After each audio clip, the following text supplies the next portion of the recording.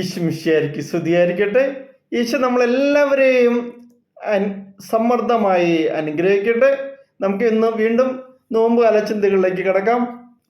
ഇന്ന് നമുക്ക് വിശുദ്ധ മർക്കോസിൻ്റെ സുവിശേഷത്തിലെ 11-ാം അധ്യായത്തിലെ 15 മുതൽ 17 വരെയുള്ള തിരുവചനങ്ങൾ വായിക്കാം. അവർ ജെറൂസലേമിലെത്തി. അവൻ ദേവാലയത്തിൽ പ്രവേശിച്ച് അവിടെ ക്രയവിക്രയം ചെയ്തുകൊണ്ടിരുന്നവരെ പുറത്താക്കാൻ തുടങ്ങി. നാണയമാറ്റക്കാരുടെ മേശകളും പ്രാവ് വിൽപ്പനക്കാരുടെ ഇരിപ്പിടങ്ങളും അവൻ തട്ടിമറിച്ചിട്ടു. ദേവാലയത്തിലൂടെ പാത്രങ്ങൾ ചുമന്നു കൊണ്ടുപോകാൻ ആരെയും അവൻ അനുവദിച്ചില്ല. അവൻ അവരെ പഠിപ്പിച്ചു, എൻ്റെ ഭവനം എല്ലാ ജനതകൾക്കുള്ള പ്രാർത്ഥനാലയം എന്ന് വിളിക്കപ്പെടും എന്ന് എഴുതപ്പെട്ടിട്ടില്ലേ? നിങ്ങൾ അതിനെ കവർച്ചക്കാരുടെ ഗുഹയാക്കി തീർത്തിരിക്കുന്നു. Praise the Lord. ജെറൂസലേമിലേക്ക് രാജകീയമായി പ്രവേശിച്ച യേശുവിൻ്റെ ആദ്യത്തെ പ്രവൃത്തിയായി സമാന്തര സുവിശേഷങ്ങൾ അവതരിപ്പിക്കുന്നതാണ് ദേവാലയ ശുദ്ധീകരണം എന്ന് നമ്മളിപ്പോൾ വായിച്ചു കേട്ടത്. യോഹന്നാനും ഈ സംഭവം വ്യക്തമായിട്ട് രേഖപ്പെടുത്തിയിട്ടുണ്ട്. അത് പരസ്യ ജീവിതത്തിൻ്റെ ആരംഭത്തിൽ ഒരു പെസഹ തിരുനാളിനോടനുബന്ധിച്ചാണ് ഇതെല്ലാം നടക്കുന്നത് തന്നെ. ഇസ്രായേൽക്കാർക്ക് ഒരേ ഒരു ദേവാലയമേ ഉണ്ടായിരുന്നുള്ളൂ. സിനഗോഗ് എന്ന പേരിൽ അറിയപ്പെടുന്ന അനേകം പ്രാർത്ഥനാലയങ്ങൾ ഉണ്ടായിരുന്നെങ്കിലും ബലിയർപ്പണം നടത്തുന്ന ദേവാലയം ജെറുസലേമിൽ മാത്രമായിരുന്നു ഉണ്ടായിരുന്നത്. ദൈവത്തിൻ്റെ പാദപീഠവും ഭവനമായി കരുതിയിരുന്ന ജെറൂസലം ദേവാലയത്തിലേക്ക് തീർത്ഥാടകരായി വരിക എല്ലാ യഹൂദരുടെയും വലിയൊരു ആഗ്രഹവും സ്വപ്നവുമായിരുന്നു. സൈന്യങ്ങളുടെ കർത്താവേ, അങ്ങയുടെ വാസസ്ഥലം എത്ര മനോഹരം! എൻ്റെ ആത്മാവ് കർത്താവിൻ്റെ അങ്കണത്തിലെത്താൻ വാഞ്ചിച്ച് തളരുന്നു. സങ്കീർത്തനം 84 1-ാം തിരുവചനം. തീർത്ഥാടകർ ആലപിച്ചിരുന്ന ഈ സങ്കീർത്തനം മുഴുവൻ ദേവാലയത്തിൻ്റെ പരിശുദ്ധിയും പ്രാധാന്യവും വർണ്ണിക്കുന്നു. അവിടേക്കാണ് യേശു ചാട്ടുവാറുമായിട്ട് കടന്നു വരുന്നത്. ഇത് വലിയ അനാചാരവും ദൈവദൂഷണമായ യഹൂദ നേതൃത്വത്തിന് കാണാൻ കഴിയുമായിരുന്നുള്ളൂ. യേശുവിനെതിരെ അവരുടെ ശത്രുതാ മനോഭാവം വർദ്ധിക്കുന്നതിനും വധിക്കാൻ തീരുമാനമെടുക്കുന്നതിനും ഇത് കാരണമായി. എന്താണ് ഇപ്രകാരം ഒരു പ്രവർത്തനത്തിന് യേശുവിനെ പ്രേരിപ്പിച്ചത്?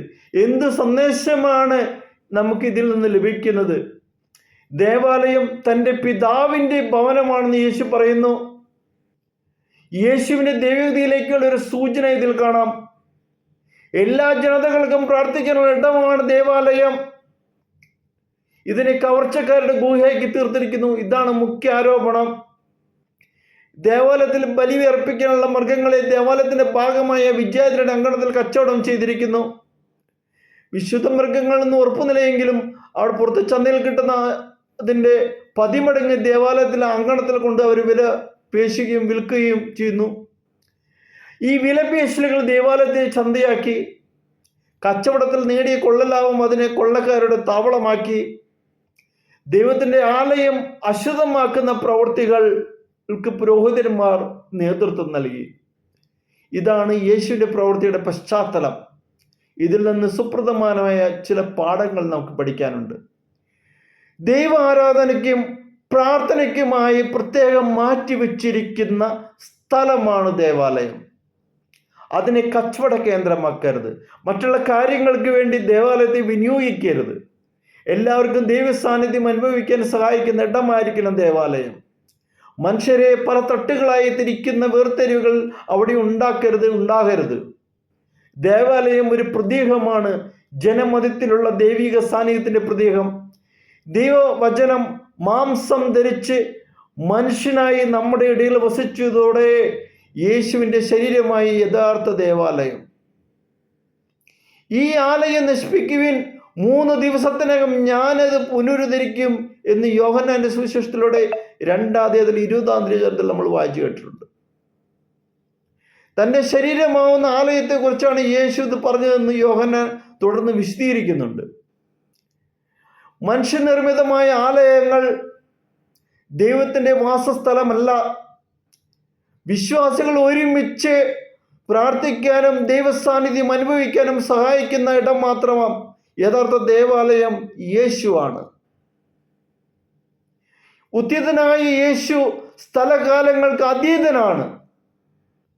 അതിനാൽ ദൈവിക സാന്നിധ്യം തേടിയുള്ള പ്രയാണങ്ങൾ ഏതെങ്കിലും ഇടത്തിലേക്കല്ല, യേശു വസിക്കുന്ന ഹൃദയത്തിലേക്കാണ് നടത്തേണ്ടത്. ഹൃദയങ്ങളിൽ വസിക്കുന്ന യേശുവിനെ കാണാതെ തീർത്ഥാടന കേന്ദ്രങ്ങൾ തേടിയാൽ ദൈവ സാന്നിധ്യം അനുഭവിക്കാൻ കഴിഞ്ഞെന്ന് വരില്ല. മനുഷ്യ ശരീരം ദേവാലയമാണ്. നിങ്ങളിൽ വസിക്കുന്ന പരിശുദ്ധാത്മാവിന്റെ ആലയമാണ് നിങ്ങളുടെ ശരീരമെന്ന് നിങ്ങൾക്ക് അറിഞ്ഞുകൂടെ എന്ന് 1 കൊരിന്ത്യർ 6:19 പറയുന്നുണ്ട്. ശരീരങ്ങളെ പവിത്രമായി സൂക്ഷിക്കണം. മനുഷ്യ ശരീരത്തെ അശുദ്ധമാക്കുന്ന പ്രവൃത്തികൾ ദേവാലയത്തെ അശുദ്ധമാക്കുന്നതിന് തുല്യമാണ്. എല്ലാ മനുഷ്യരിലും, പ്രത്യേകിച്ച് ദരിദ്രരും രോഗികളും പീഡിതരുമായ മനുഷ്യരിൽ ദൈവത്തെ കണ്ട് ശുശ്രൂഷിക്കണം.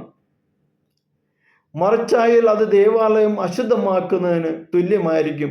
യേശുവിന്റെ ശരീരമായ സഭയും ദൈവത്തിൻ്റെ ആലയമാണ്. ഓരോ വിശ്വാസിയും അതിലെ അവയവങ്ങളാണ്.